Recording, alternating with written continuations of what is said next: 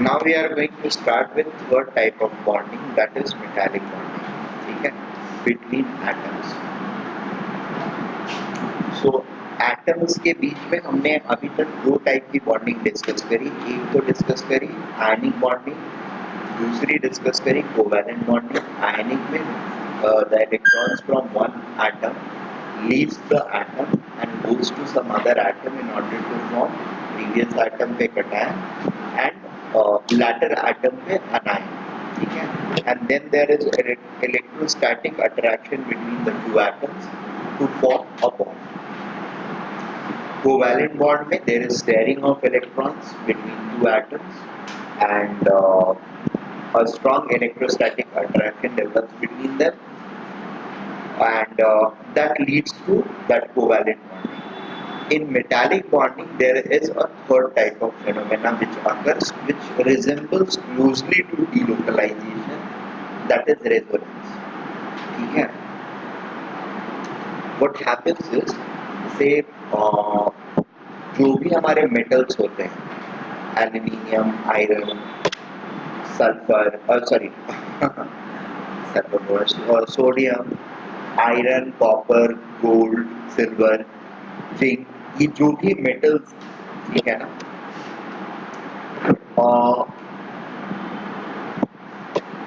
ये solid form में whenever they exist in a manner such that इनके atoms जो होते हैं वो अपने वैलेंस इलेक्ट्रॉन को अपने आप से निकाल के रखते हैं. ठीक है, अलग साइड में हटा के रखते हैं. ठीक है, मतलब अगर हम कॉपर वायर ले रहे हैं तो कॉपर वायर के सारे कॉपर एटम्स, ठीक है ना, अपने इलेक्ट्रॉन्स को, वैलेंस इलेक्ट्रॉन्स को बाहर साइड में निकाल के रखते हैं. ठीक है, वाई, हाँ, सो मेटल एटम्स अपने वैलेंस इलेक्ट्रॉन्स को साइड में निकाल के रखता है, और वैलेंस इलेक्ट्रॉन निकलने के बाद जो रेसिड्यूअल पार्ट बचता है एटम का, दैट इज कॉल्ड कर्नल. ठीक है, and the valence electron, so all metal atoms are get segregated into their kernel and valence electron. ठीक है, arrangement is such that कि ये सारे kernels of atom are arranged in some systematic or organized manner. ठीक है, that is called crystal lattice. ठीक है, crystalline form and metallic crystal lattice. Sir ये एक मॉलिक्यूल एक पूरा अरेंज, मतलब बहुत सारे एटम्स को ऐसा मिला के एक ही टाइप के फिर ऐसा, राइट. ठीक है, और इलेक्ट्रॉन जो वैलेंस इलेक्ट्रॉन इन कर्नल से निकला है, that is positioned at this place जहां पर E- लिखा हुआ है. यानी इन चार के साथ इन चारों के जो वैलेंस इलेक्ट्रॉन निकले हैं वो यहाँ पे रहेंगे, यहाँ पर इन चारों से निकले हुए रहेंगे. यानी इससे निकला हुआ इलेक्ट्रॉन्स जो होएगा, that will be position here here here and here. अगर चार है तो नहीं, चार है एक ही निकल रहा है, तो दैट विल बी पोजीशन, एक का यहाँ रहेगा तो दूसरे वाले का यहाँ रहेगा, इसका यहाँ रहेगा, इसका यहाँ रहेगा, इसका यहाँ रहेगा, and so on so forth. Equal distribution रहेगा through all. There won't be congestion, or you can say clustering of those electrons will not take place. ठीक है, it will be uniformly and evenly distributed in between the gaps of atoms. एक ही रहेगा, मतलब अगर चारों, हर atom जो है वो एक कर रहा है तो यस, इन चार के ग्रुप में एक ही रहेगा इलेक्ट्रॉन. अगर चारों एटम दो दो कर रहे हैं तो यहाँ पर एक से ज्यादा रहेगा. ठीक है, मतलब ये वैलेंस इलेक्ट्रॉन में, सॉरी, लास्ट वाला इलेक्ट्रॉन तो वही था वैलेंस इलेक्ट्रॉन सारे, तो मतलब सारे सब पूरा कलेक्टिवली जनरली एकदम आउटर मोस्ट जो रहेगा ना, अगर 5-6 वैलेंस है तो उसमें से एक ही निकल के आता है. ठीक है, until unless दोनों की निकलने की पॉसिबिलिटी हो, बहुत ज्यादा आयनाइजेशन एनर्जी ना हो तो ही वो बाहर निकल पाते हैं। ठीक है, उसे 4 होने चाहिए ना बीच में, 4 इलेक्ट्रॉन सब का एक क्यों 4? तो ये यहीं पर क्यों देगा, ये यहाँ पर क्यों नहीं देगा, और ये यहाँ पर क्यों नहीं देगा, ये वाला यहीं पर क्यों देगा, ये यहाँ क्यों नहीं देगा, यहाँ क्यों नहीं देगा, यहाँ चारों जगह देगा ना, उसके लिए 4 निकालना पड़ेगा। 4 नहीं है उसके पास तो उधार मांग के थोड़ी लाएगा। ठीक है ना? The idea is everywhere it should be uniformly distributed so that कोई भी segment अगर हम pick करते हैं तो there should neither be excess of positive और excess of negative। ठीक है, क्योंकि चार्ज बिल्डअप नहीं होगा। नॉर्मल मेटल एटम या नॉर्मल मेटल वायर हम लेते हैं तो वो हमको करंट थोड़ी मारता है, राइट? दैट मीन्स उसके अंदर चार्ज बिल्डिंग अप नहीं है, और चार्ज बिल्डिंग अप नहीं है तो हमारा डिस्ट्रीब्यूशन भी थ्योरेटिकल मॉडल जो होना चाहिए उसके अंदर चार्ज बिल्डअप नहीं होना चाहिए। Making sense? So this idea, the electron C model of metallic bonding, has been proposed very, I mean, this was not the first prediction. It is a very refined theory, or you can say this is the most advanced theory of metallic bonding. ठीक है? Which is able to explain almost all the properties of metals, including conduction. So, kernel, valence electrons resides in between the space of these kernel atoms. That is, it resides in between the lattice points. These are lattice points where the kernel is lying or resting। ठीक है, इनकी general tendency होती है ये यहाँ पर vibrate वगैरह कर सकते हैं। ठीक है, they can vibrate at their mean position, however they cannot leave their position। ठीक है, in general metal atoms cannot or kernel cannot leave their position, however they are free to vibrate at their mean position। They are free to vibrate about their mean position। ठीक है, now why do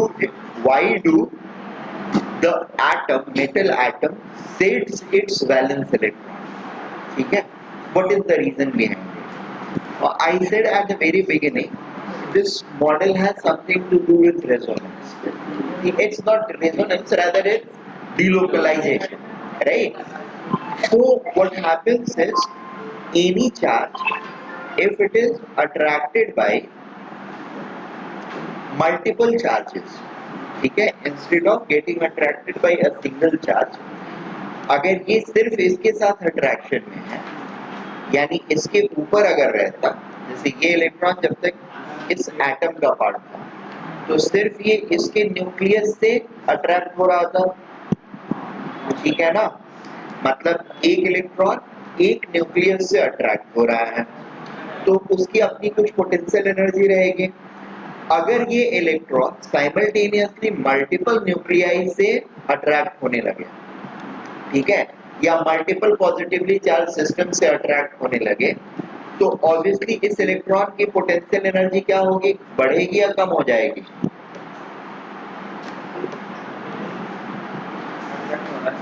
हाँ हाँ,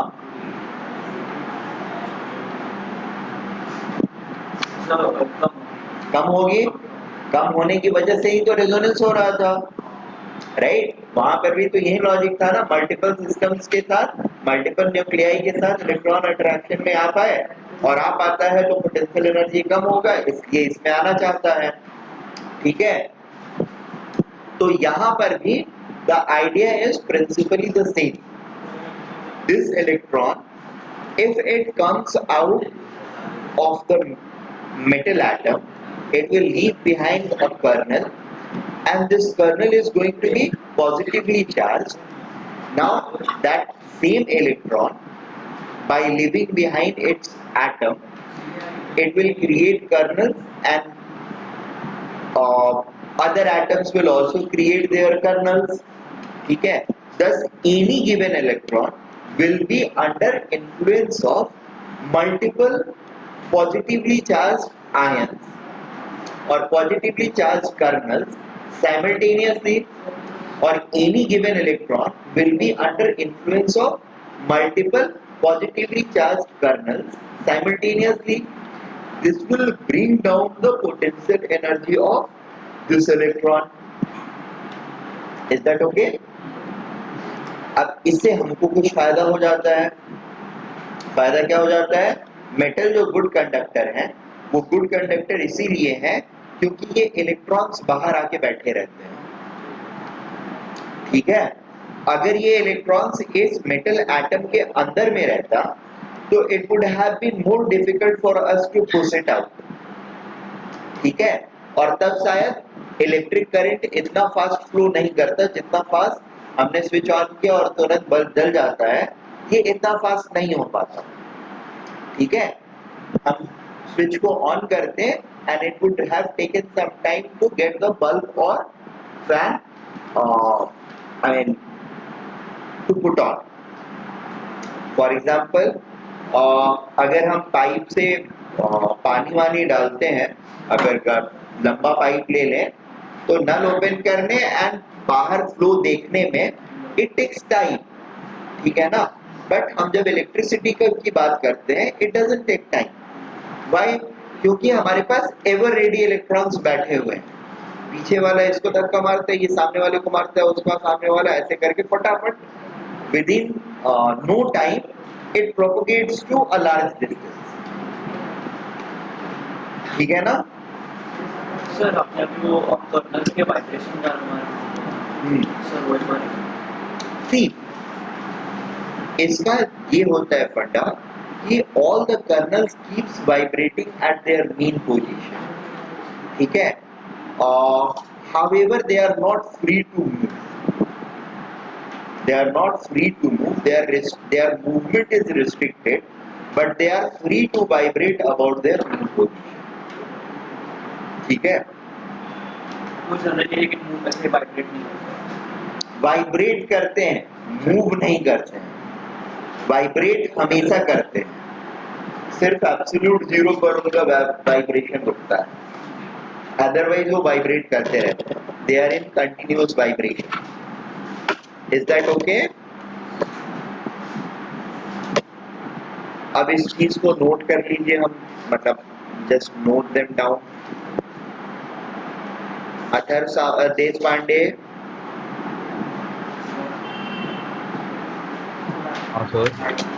दिख रहा है?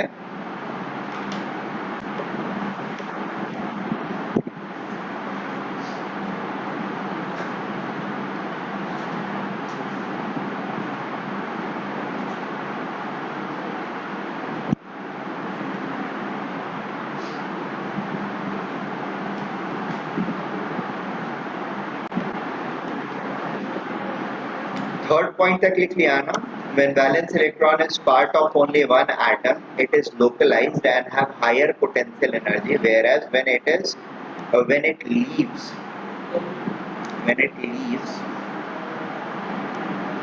atom to generate kernel and free electrons, this free electron is now under influence of multiple kernels, amounting to delocalization of free electron and lowering of potential energy. सी अभी जो मैं discuss कर रहा था थोड़ी देर पहले कि अगर कोई भी एक इलेक्ट्रॉन सिर्फ एक न्यूक्लियस के इन्फ्लुएंस में है, ठीक है, तो उसकी पोटेंशियल एनर्जी जनरली ज्यादा रहती है. और अगर वो साइमल्टेनियसली एक पॉजिटिव चार्ज के अलावा उसी टाइम पे दूसरे, तीसरे और चौथे पॉजिटिव चार्ज के भी इन्फ्लुएंस में होएगा, तो बेसिकली उसकी पोटेंशियल एनर्जी क्या होएगी? पहले वाले के इन्फ्लुएंस में है तो मान लो -a वैल्यू है पोटेंशियल एनर्जी की. दूसरे वाले के साथ भी आ गया तो -b हो जाएगा.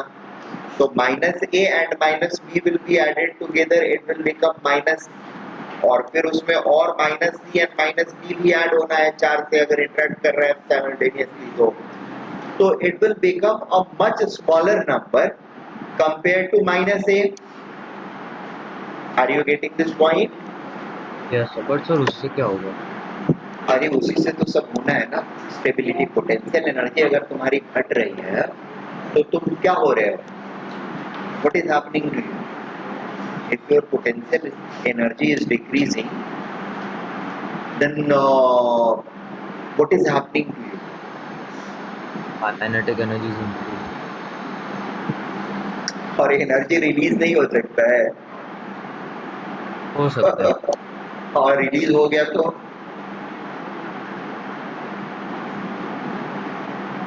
पोटेंशियल एनर्जी डिक्रीज किया और आपकी एनर्जी वो जो डिक्रीज एनर्जी है वो रिलीज हो गई, तो आपका क्या स्टेटस रहेगा?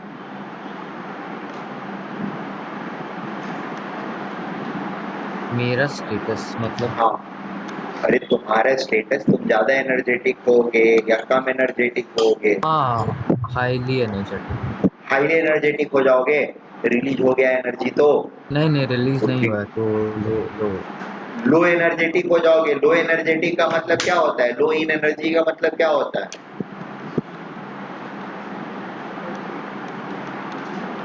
किसी भी चीज की एनर्जी अगर लो हो गई इसका मतलब क्या हो गया?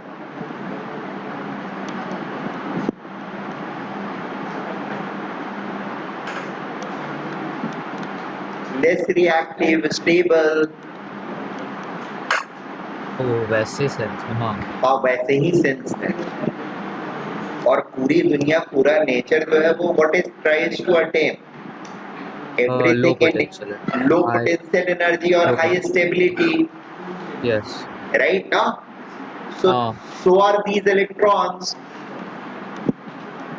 They are attaining greater stability or minimization of potential energy when they actually come out from one atom and participate simultaneously with multiple kernels. तो सर वो इलेक्ट्रॉन जो निकला है कोई एटम का पार्ट नहीं होगा? और वो किसी एटम का पार्ट नहीं रहना चाहेगा, किसी एक एटम के साथ नहीं रहना चाहेगा, तभी तो बाहर निकल गया ना। एक एटम में तो वो पहले से था, वो उससे बाहर निकल गया, क्योंकि बाहर निकलने से और उसके बाकी दूसरे तीसरे चौथे एटम के भी उसके जो भाई बंधु हैं यानी इलेक्ट्रॉन्स हैं वो उनसे बाहर निकल जाएंगे, तो there will be a sea of kernels and उसके अंदर सी ऑफ इलेक्ट्रॉन हाँ। इलेक्ट्रॉन्स, जो कि साइमल्टेनियसली हर इलेक्ट्रॉन साइमल्टेनियसली मल्टीपल कर्नल से इन्फ्लुएंस हो रहा होगा या अट्रैक्ट हो रहा होगा, और ऐसे में हर इलेक्ट्रॉन की पोटेंशियल एनर्जी डिक्रीज कर रही है। The good thing is that, is that okay?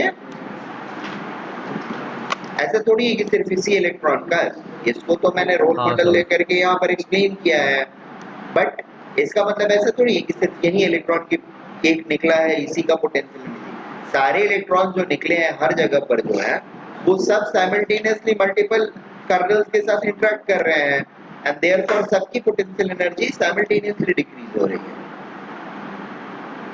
And उसी की वजह से वो इस टाइप का स्टेबल स्ट्रक्चर फॉर्म कर पाते हैं। नहीं तो ये पॉजिटिव पॉजिटिव चार्ज के बीच में इतना रिपल्सन होगा कि दोनों एक साथ रह ही नहीं सकता है। बात समझ में आ रही है? Ultimately kernels are positively charge course.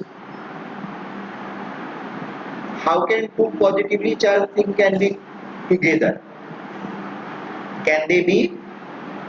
won't they experience force of repulsion? they do, but उसको बैलेंस कौन कर रहा है? यहाँ पर जो पोटेंशियल डिक्रीज हुआ ये उसको बैलेंस करता है। Making sense?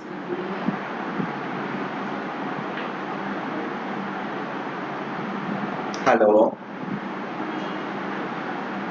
हाँ सर। ठीक है, समझा बात? हाँ सर समझ गया। ठीक है, तो फोर्थ पॉइंट को नोट कर लो जल्दी से, या कर लिया? वो भी हो गया। हो गया? Can I go to next हाँ। पेज? Very good. यस।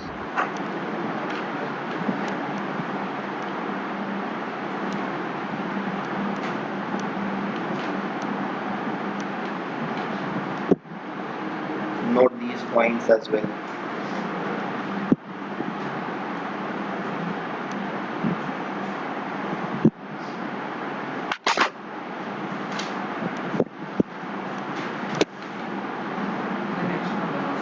हाँ उसके बाद this lowering of potential energy is sufficient to overcome ionization energy of valence electrons and add some extra.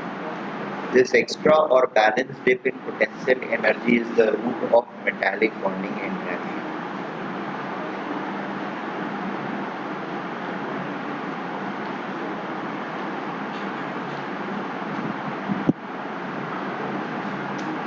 This extra is also there to ensure that the repulsion between two kernels can be countered.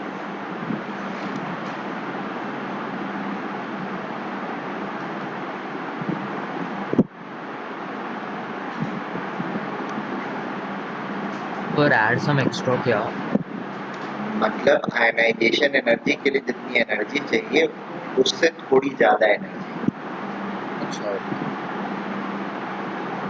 Stabilization के through release हो जाता है so that कुछ energy electron को बाहर निकालने के लिए चला जाए और फिर भी कुछ और बचा रहे जो कि बाहर फेंक दिया जा सके सिस्टम से सो दैट सिस्टम स्टेबल हो जाए.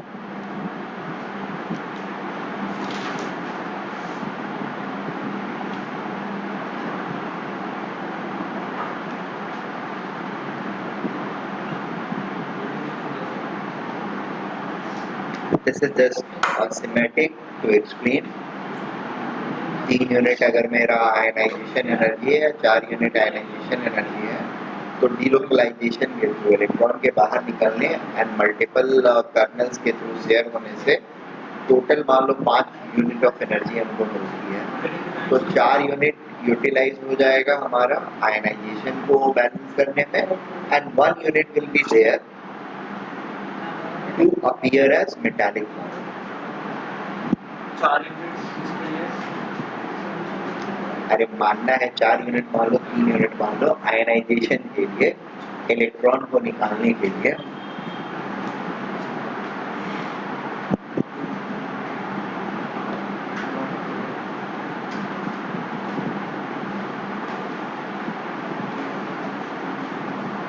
ऊपर वाला पॉइंट नोट हो गया. also ना एक्सप्लेन करते टाइम बीच बीच में मैंने ये भी बता दिया था आप लोगों को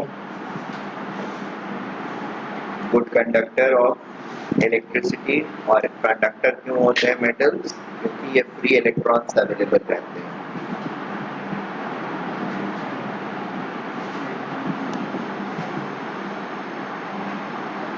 Not only this, most of the properties of metals is because of this. ये फ्री इलेक्ट्रॉन जो होते हैं ना बाहर निकल के बैठे हैं इनकी वजह से उसके पास बहुत सारे प्रॉपर्टीज आती हैं जैसे सोलरस होना और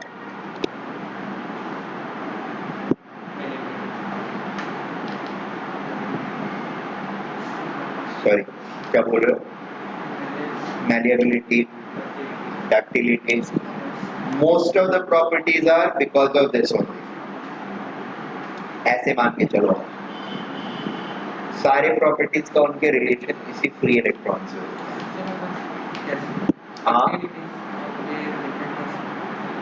होता है.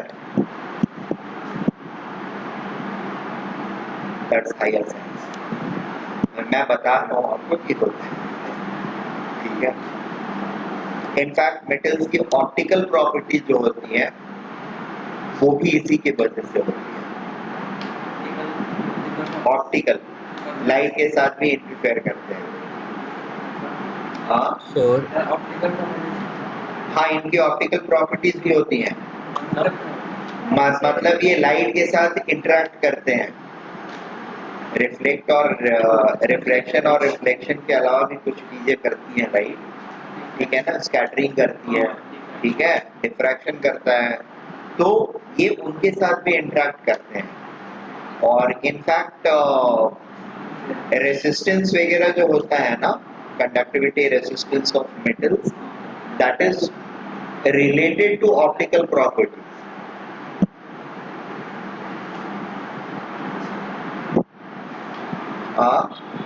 sounds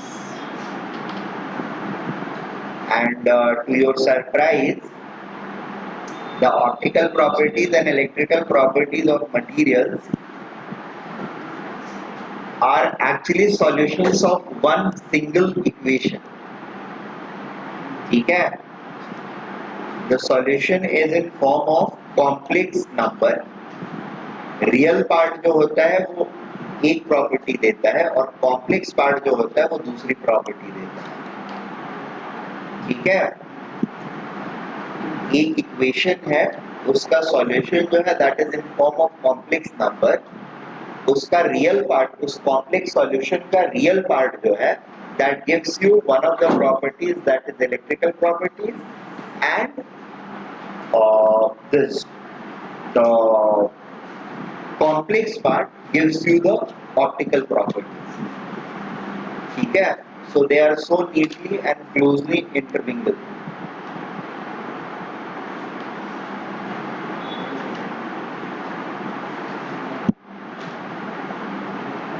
ये काफी मजेदार है, मतलब पूरा यहीं पे नहीं पढ़ना है. I am just giving you a glimpse of how interesting this could be. So other teacher ने पढ़ना. हाँ, नहीं 12th में नहीं पढ़ना. दैट्स बियॉन्ड 12th में तो मुझे भी इन सारी चीजों की हवा नहीं थी. It was in 3rd year of engineering.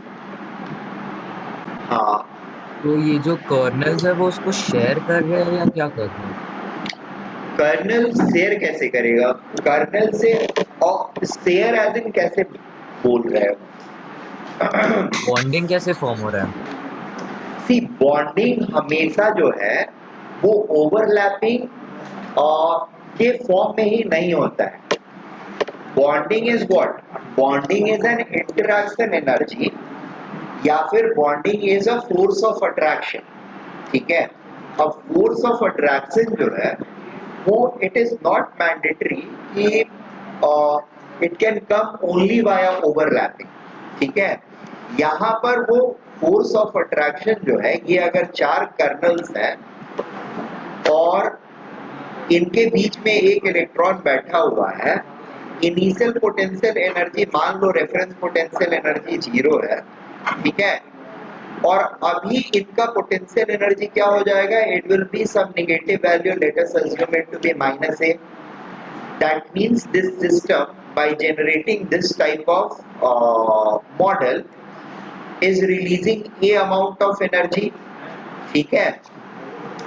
मतलब ये system a amount of energy से स्टेबलाइज हो गया compared to its parent system which is just 4 atoms arranged like this with all their electrons intact. So obviously इसके comparison में ये favourable होगा. अब तुम बोलोगे कि सर बॉन्डिंग अगर फोर्स ऑफ इंटरैक्शन है तो where are we getting it from? ठीक है? It is between these 4 pair of electron kernel interaction which is balancing the force of repulsion. ठीक है? Between these kernels. बात समझ में आ रही है? इनका आपस का रिपल्सन जो है उसको बैलेंस करने के लिए ये फोर्सेस ऑफ अट्रैक्शन जो है ना इलेक्ट्रॉन कर्नल का, that is responsible. Making sense? Hello, yes sir. समझ में आया? हाँ. सो मेटालिक बॉन्डिंग या बॉन्डिंग जो यहाँ पर है वो है क्या? It is a balance of this force of repulsion and this forces of attraction, right, which is holding the 2 kernels together. Am I making sense? Yes sir. ठीक है, आगे का नोट कर लीजिए.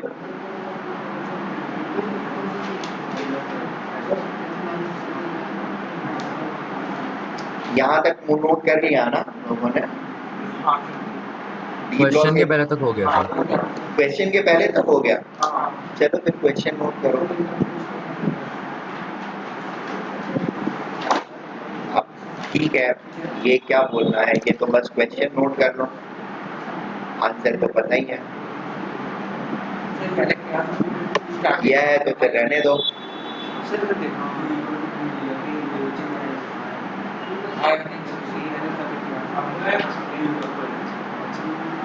ठीक है, Zn has low melting and boiling point, yet it is a D block element.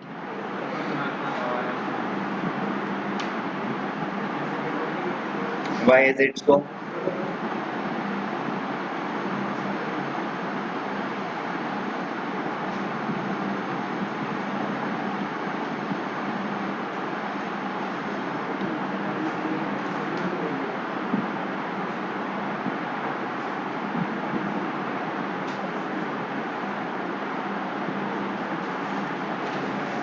इसके पास low melting boiling क्यों होता है? क्योंकि ये वैलेंस इलेक्ट्रॉन्स होते हैं। इसको डी ब्लॉक में क्यों रखा गया है?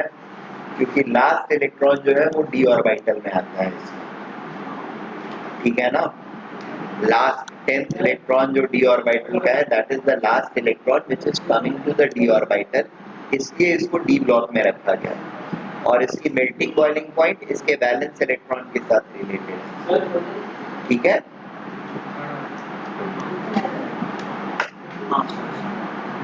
बात समझ में आई?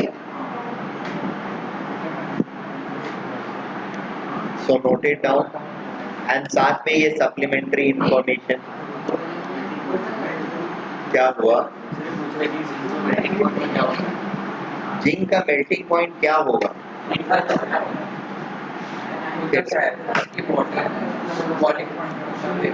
हाँ, इसके मेल्टिंग पॉइंट पर ये लिक्विड बन जाएगा, बॉइलिंग पॉइंट पर जिंक का वेपर बन जाएगा। बॉइलिंग पॉइंट किसी भी चीज का वही होता है और मतलब सेम ही होता है, वो वेपर में कन्वर्ट हो जाएगा उस पॉइंट में, ठीक है ना। और एक और डेफिनेशन है बॉइलिंग पॉइंट का, शायद बताया होगा या नहीं बताया होगा तो गैसेस में बताऊंगा। क्या कि हाँ के बराबर इक्वल हो जाता है उसका वेपर प्रेशर, ठीक है ना। That point is called boiling, normal boiling point.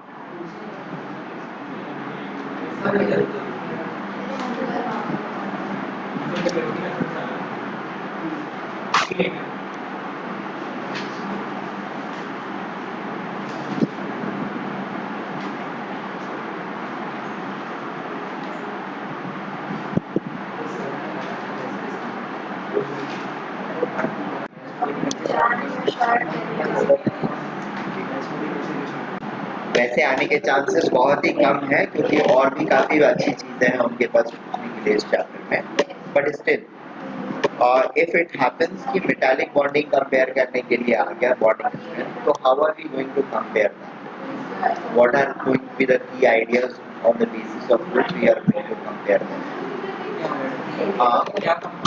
Bonding strength, metallic bonding strength, ठीक है। हाँ, किसका? रेडियस एटम का, ठीक है। और कैसे रिलेशनशिप रहेगा इसके बारे में भी थोड़ा सा डिस्कस करेंगे हम लोग। तो एक तो रेडियस है चलेगा, और क्या है? एटॉमिक नंबर सर, मतलब रेडियस, ठीक है चलेगा। और सबसे इम्पोर्टेंट वाला भूल गया जो आपने बताया सर, वो तो भूल ही जाएंगे ना।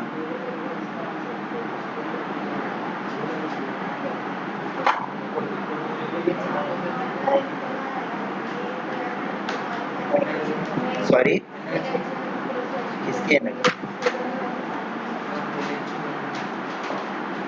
उसी को तो प्रेडिक्ट कर रहे हैं, बॉन्डिंग ही प्रेडिक्ट कर रहे हैं ना।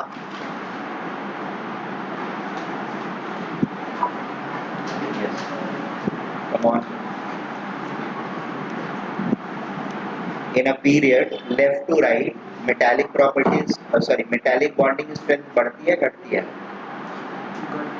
घटती है, वेरी गुड। मतलब मेटल कैरेक्टर कम होता है, बॉन्डिंग स्ट्रेंथ बढ़ती है घटती है? बॉन्डिंग स्ट्रेंथ बढ़ती है, very good. And down the group घटती है, सॉफ्टनेस घटती है, बॉन्डिंग स्ट्रेंथ घटती है, तो सॉफ्टनेस क्या होता है? हाँ, सॉफ्टनेस कम होगा, बढ़ेगा ना बुद्धू? बॉन्डिंग स्ट्रेंथ कम होएगी तो सॉफ्टनेस बढ़ेगा, और बॉन्डिंग स्ट्रेंथ ज्यादा होएगी तो सॉफ्टनेस घटेगा, हार्डनेस बढ़ेगा, ठीक है ना? पीरियड में लेफ्ट टू राइट क्या होता है? नंबर ऑफ वैलेंस इलेक्ट्रॉन बढ़ते हैं। कभी वैलेंस इलेक्ट्रॉन के साथ मेटालिक बॉन्डिंग स्ट्रेंथ का डिस्कशन किया ना हम लोगों ने क्वेश्चन में, ठीक है? तो दो की फैक्टर्स हम लोग देखते हैं वहां पे। क्या क्या देखते हैं? वैलेंस इलेक्ट्रॉन्स कितने हैं। अगर वैलेंस इलेक्ट्रॉन में क्लियर रेस दिख रहा है आपको कि valence electron for B is greater than valence electron for A, then there is no second. B में ज्यादा स्ट्रॉन्गर बॉन्डिंग होगी, metallic bonding compare to A. Suppose A और बी दोनों का नंबर ऑफ वैलेंस इलेक्ट्रॉन जो है वो same हो जाता है, then the second thing which you need to compare is what? Size by charge, और सॉरी चार्ज बाय साइज, ठीक है ना? यानी atomic size by number of valence electrons it has release. तो जिसका साइज बड़ा होगा, जिसका साइज बड़ा होगा उसके लिए चार्ज डेंसिटी करनी भी कम हो जाएगी, राइट ना? वैलेंस इलेक्ट्रॉन दोनों में से मान लो 3 निकले हैं, तो जिसका साइज बड़ा होगा उसका कर्नल का डेंसिटी, चार्ज डेंसिटी कम हो जाएगा, और चार्ज डेंसिटी कम हुआ इसका मतलब क्या हो गया? Pull on the electron will reduce, ठीक है? यानी फोर्स ऑफ इंटरेक्शन कम हो गया। फोर्स ऑफ इंटरेक्शन कम हो गया मतलब एनर्जी जो रिलीज होने वाली थी वो भी कम हो जाएगी, यानी बॉन्डिंग स्ट्रेंथ क्या हो गई? कम हो गई, ठीक है? सॉफ्टनेस बढ़ जाएगा, सो ऑन सो फोर्थ। सो दो की पैरामीटर्स क्या लुक आउट करेंगे हम लोग? Number of valence electron and दूसरा साइज ऑफ एटम। हाँ, चार्ज बाय साइज, ठीक है? इन दोनों के कंपैरिजन के बेसिस पर हम लोग मेटालिक बॉन्डिंग के स्ट्रेंथ को कंपेयर करते हैं। Just take it down, comparing metallic bonding strength. अरे ये सेकेंडरी बॉन्डिंग चालू कर लिया था हम लोगों ने लिखना क्या? Very good. मेटालिक बॉन्डिंग जहाँ खत्म किया वहां पे लिख लो, स्पेस को छोड़ा है तो वहां पे लिखो ना, इधर क्यों लिख रहा है? नहीं, उसके नीचे नहीं, सेकेंडरी बॉन्डिंग के नीचे नहीं लिखना है, सेकेंडरी बॉन्डिंग इसके बाद आएगा। ये मैं मेटालिक अभी क्या लिखना है? अभी लिखना ये है कि the metallic bonding strength is compared using number 1 यहाँ पर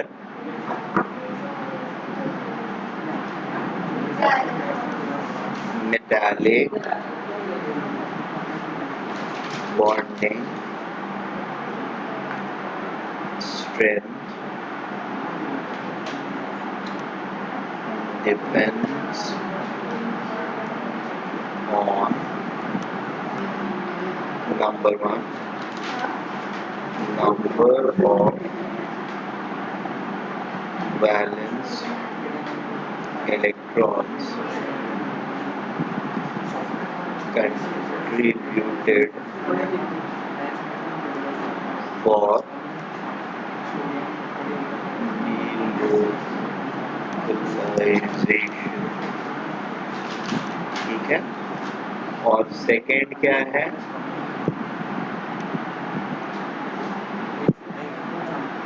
charge by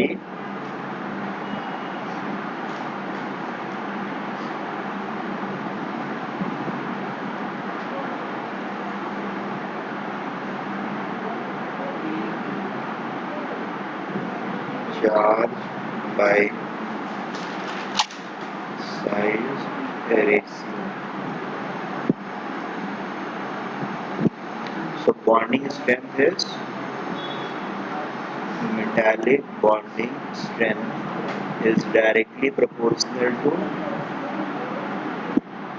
number of valence electrons, and it is inversely proportional to it's directly proportional to charge by size ratio. Is that okay?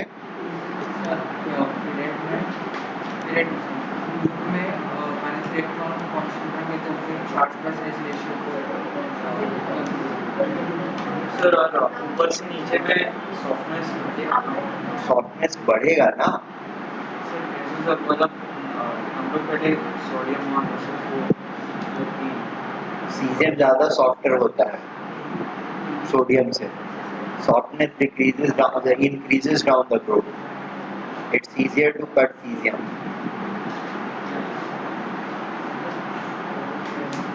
सब soft होते हैं, सब कटते हैं knife से. Caesium सबसे ज्यादा सॉफ्ट होता है. ठीक है, क्लियर है, कोई डाउट नहीं है ना? Very good. चलो अब आ जाते हैं सेकेंडरी बॉन्डिंग के ऊपर. This is the last segment of bonding. वो अपार्ट फ्रॉम स्ट्रक्चर वाला part, now it is the formal last segment. इसके दो सब पार्ट्स हैं, एक में बाकी सारे टाइप्स आते हैं और दूसरे में हाइड्रोजन बॉन्डिंग आती है. And then chapter gets concluded. Secondary bonding और इंटरमॉलिक्यूलर फोर्सेस ऑफ इंटरेक्शन और अट्रैक्शन. सर वो पीछे का पेज एक सेकंड दिखाना सर. ओके.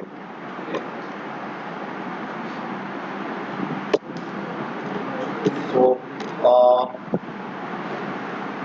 इंटरमॉलिक्यूलर बॉन्डिंग जो होती है या सेकेंडरी बॉन्डिंग्स, बेसिकली अभी तक जो भी बॉन्डिंग हम देख रहे थे, they were between atoms and atoms, between two atoms.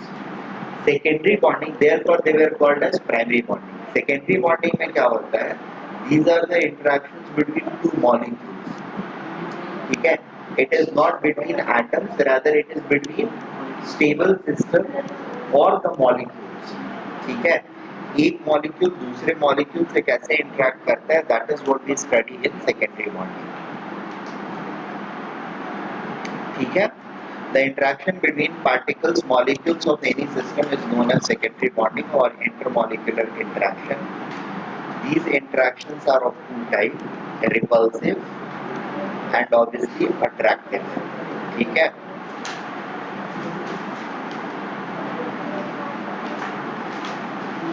एक एक करके नोट करते जाएं. मतलब ब्लर हो रहा था, अभी दिख रहा है तो मैं स्क्रीनशॉट ले लेता हूँ. ठीक है, तो ऊपर से लो. ये हो गया. हाँ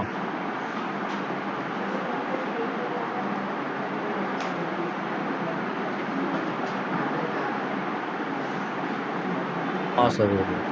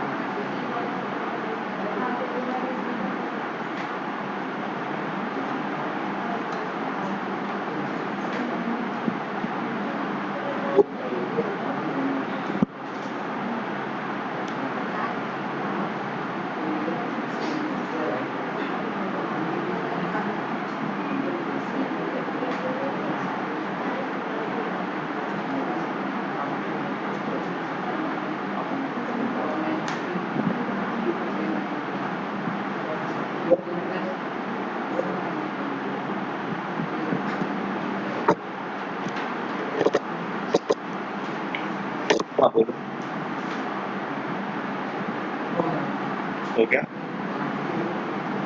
और ठीक, चलो ये नोट कर लो, फिर मैं बताता हूँ।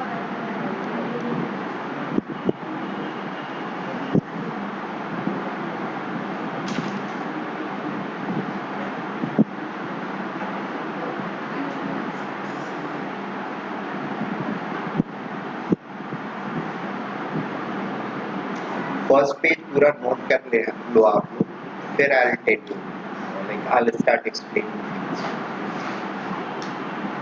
यहाँ पर जो भी लिखा हुआ है वो सेल्फ एक्सप्लेनेटरी है। I will give a context to it.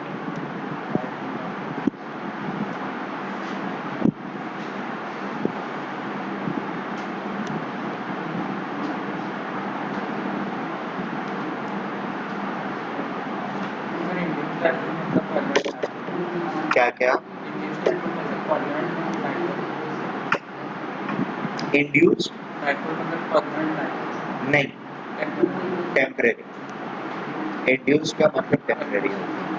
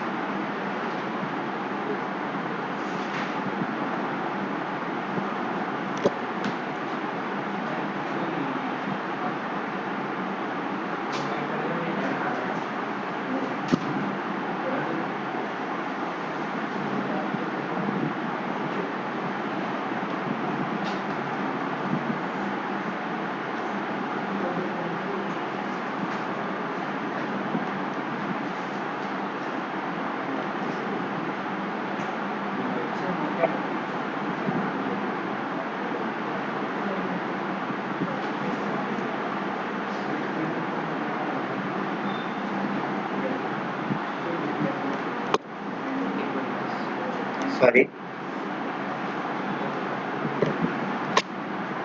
क्या हुआ?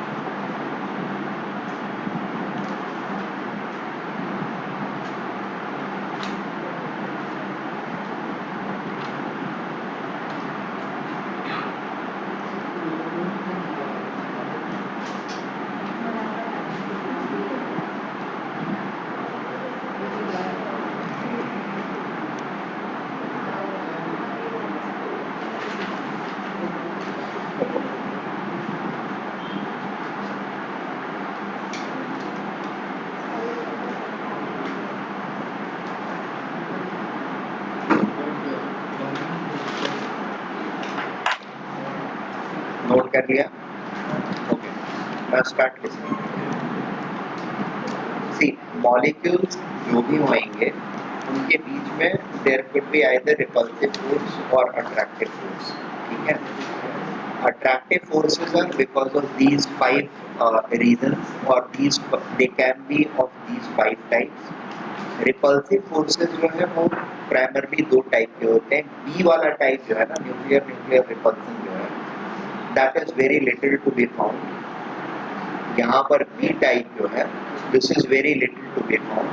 primarily A and C type के रिपल्सन होते हैं। ठीक है, ए टाइप रिपल्सन में जो बॉन्डेड पेयर ऑफ इलेक्ट्रॉन्स या लोन पेयर ऑफ इलेक्ट्रॉन्स एक मॉलिक्यूल के ऊपर में है, मॉलिक्यूल के किसी सेगमेंट के ऊपर में है, वो दूसरे मॉलिक्यूल के किसी सेगमेंट में अगर लोन पेयर वगैरह है तो उस डायरेक्शन से इंटरेक्शन को अवॉइड करेंगे। ठीक है, या उस डायरेक्शन में वो रिपेल करेंगे। सॉलिडिफिकेशन या लिक्विफिकेशन फ्रॉम गैसेस वगैरह जब हम देखने लगेंगे सॉलिडिफिकेशन ऑफ लिक्विड्स या लिक्विफिकेशन ऑफ गैसेस, ठीक है, तब ये इलेक्ट्रॉन पेयर, लोन पेयर, जो lone pair and lone pair, या फिर ये स्टेरिक बल्क जो है, these two are going to create the major repulsive deviations. Repulsive deviations मतलब repulsive forces which are not going to allow the molecules to come together and hence going to make it difficult for the molecule to get liquefied. ठीक है, gases से liquid के form में आने में it is these molecules, it is these forces, the steric bulk and electronic repulsion, which are going to restrict the molecule to be in gaseous phase, that is be separated from each other, ठीक है। So ये repulsive disorder या repulsive deviation create करेंगे, ठीक है, या liquefaction को hamper करेंगे, whereas these things are going to make our task of liquefaction easier. If these are going to be present anywhere in the molecule, it's going to make our liquefaction process or solidification process much easier. Is that okay? Attractive है, दूसरे molecule को पुल करके अपने पास लाएंगे, bulk agglomeration create करने में help करेंगे and therefore liquefaction को ईज आउट करेंगे, ठीक है ना। अट्रैक्टिव फोर्सेस, इनके बारे में बहुत ज्यादा डिस्कशंस एक साथ करने को कहीं पर नहीं मिलता है, जनरली ये here and there appearing things होते हैं, ठीक है, जैसे रिएक्टिविटी वगैरह को भी ये इम्पैक्ट करेंगे, but they are going to come here and there. Molecular bulk कहीं कहीं पर प्रॉब्लम क्रिएट करेगी रिएक्टिविटी में, तो जहां पर क्रिएट करेगी उसका हमको आइडिया देखना, मतलब वो आपको एक आइडिया दिया दूंगा मैं कि how the steric bulk is going to create a trouble in my reactivity, ठीक है। अदरवाइज इन जनरल इसके ऊपर कोई कॉन्क्रीट या कंसल्टेड डिस्कशन की जरूरत नहीं होती, ठीक है, apart from liquefaction of gases के टाइम, ठीक है, बस इनका हमको प्रेजेंस फील करते रहना होता है। These are the things which are going to make my liquefaction process difficult, ठीक है।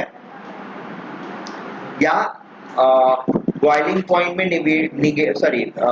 मेल्टिंग पॉइंट, इनकी वजह से क्या होगा, हमारे सिस्टम का हायर और ज्यादा लोअर हो सकता है, या ज्यादा लोअर हम लाएंगे बॉइलिंग मेल्टिंग पॉइंट को, तभी जाकर के चीजें लिक्विफाई करेंगे।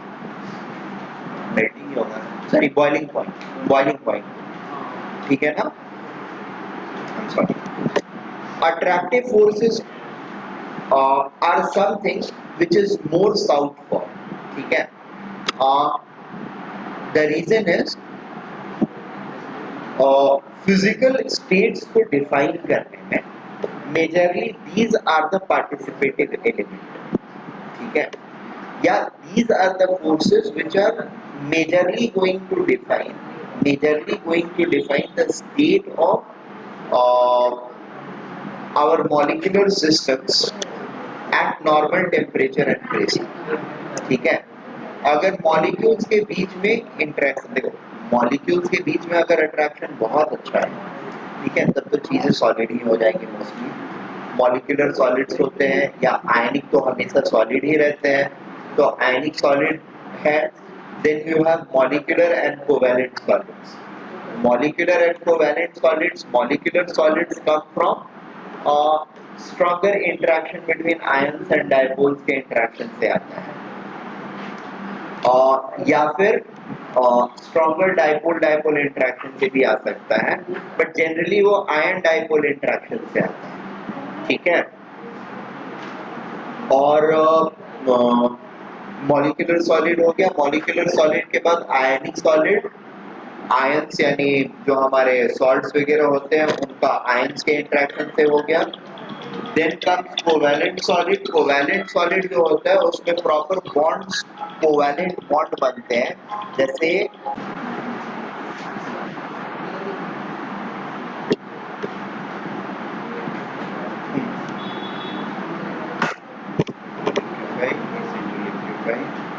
मैं ये बता रहा था कि how these attractive forces are going to define the state or physical state of our material or substance at normal temperature and pressure, that is SCP, ठीक है ना। so अब अगर मॉलिक्यूल्स दो हैं और उनके बीच में फोर्सेस ऑफ अट्रैक्शन, ये weaker force of attraction like ion induced dipole या डाइपोल इंड्यूस्ड डाइपोल या induced dipole and induced dipole like that, ठीक है। these are relatively weaker forces of attraction, ठीक है, very weak force of attraction, is that okay? तो हमारा system जो होगा वो हमेशा गैसेस स्टेट में रहेगा, ठीक है। डाइपोल डाइपोल इंटरेक्शन के केस में it might be liquids or easily liquefiable gases, very easily liquefiable gases, ठीक है। Same with hydrogen bonding, hydrogen में मोस्टली लिक्विड रहेगा और वेरी इजीली लिक्विफाइबल गैसेस, जैसे अमोनिया वगैरह है, it can be very easily liquefied, ठीक है। तो very easily liquefiable gases hydrogen bonding के थ्रू, डाइपोल डाइपोल इंटरेक्शन में again they are easy to, ये क्या बोलते हैं, they are easy to get liquefied, ठीक है। Ion dipole they are mostly liquids, ठीक है, ion dipole they are going to be mostly liquids. ये तीन टाइप हमेशा गैसेस में रहते हैं, यानी ये अगर एग्जिस्ट कर रहा है तो we can surely say that our system is gases, ठीक है ना। सो ये बाइफरकेशंस थोड़ा सा नोट कर लेते हैं। सारे वीक है बस, हाँ ये सारे वीक है। कंपैरिजन अगर हम करने चलते हैं तो ऑर्डर ऊपर से नीचे रहता है, एक सेकेंड रुको। हाँ पहला वाला सही, ये ऑर्डर भी सही है, इसमें एग्जैक्टली ऑर्डर के हिसाब से ही लिखा है मैंने। आयन डाइपोल सबसे स्ट्रॉन्ग रहता है, फिर hydrogen bonding followed by normal dipole interaction, फिर आयन इंड्यूस्ड डाइपोल, फिर डाइपोल इंड्यूस्ड डाइपोल, आखिरी में इंड्यूस्ड डाइपोल इंटरेक्शन, ठीक है। हाँ कुछ बोल रहे थे, ठीक है।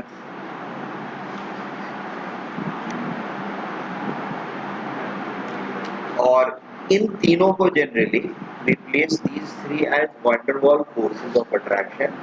गैसेस सिस्टम में होता है मेजरली, सबसे वीकेस्ट जो है वो ये वाला टाइप होता है, induced dipole and induced dipole interaction.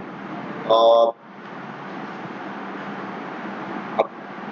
इनके होने का, जैसे जब हम लोग ओरिजिन इनकी पढ़ते हैं तो डाइपोल के अंदर में परमानेंट डाइपोल होता है जो आयन के साथ अट्रैक्टिव फिनोमेना में आएगा। आयन अगर पॉजिटिव है तो पॉजिटिव वाला, सॉरी नेगेटिव वाला end of dipole will come close to it and get attracted. अगर आयन नेगेटिव है तो नेगेटिव है तो पॉजिटिव वाला, और पॉजिटिव है तो नेगेटिव वाला आकर के अट्रैक्ट होगा, ठीक है। डाइपोल डाइपोल में it is opposite ends which are going to come together and interact. So basically there are already present charges, unbalanced charges, which are actually or dissimilar charges which are attracting each other in all these cases. यहाँ जहाँ पर induce भी हो रहा है तो एक charge की वजह से दूसरे पे चार्ज इंड्यूस हो रहा है या पोलैरिटी इंड्यूस हो रही है, ठीक है। सो आयन या इंड्यूस्ड डाइपोल में polarity is easier to understand. Ion है ऑलरेडी, एक नॉन डाइपोल थिंग है, उसके अंदर में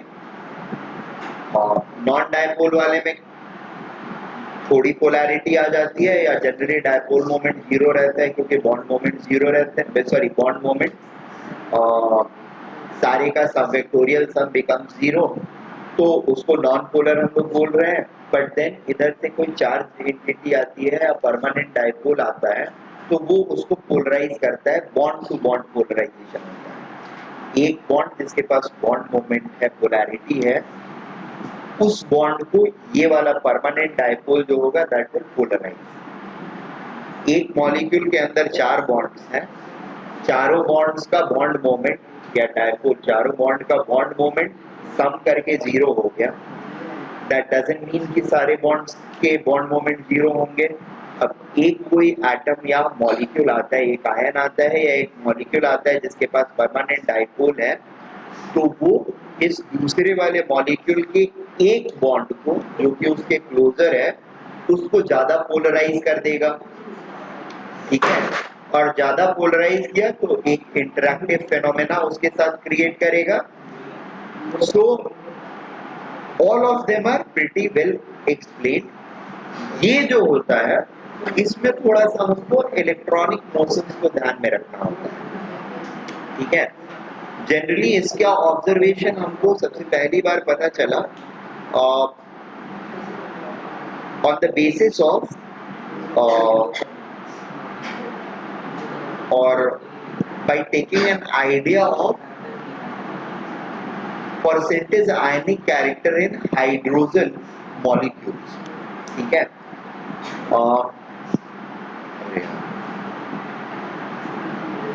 हाइड्रोजन मॉलिक्यूल जो है वो क्या होता है, नॉन पोलर होना चाहिए।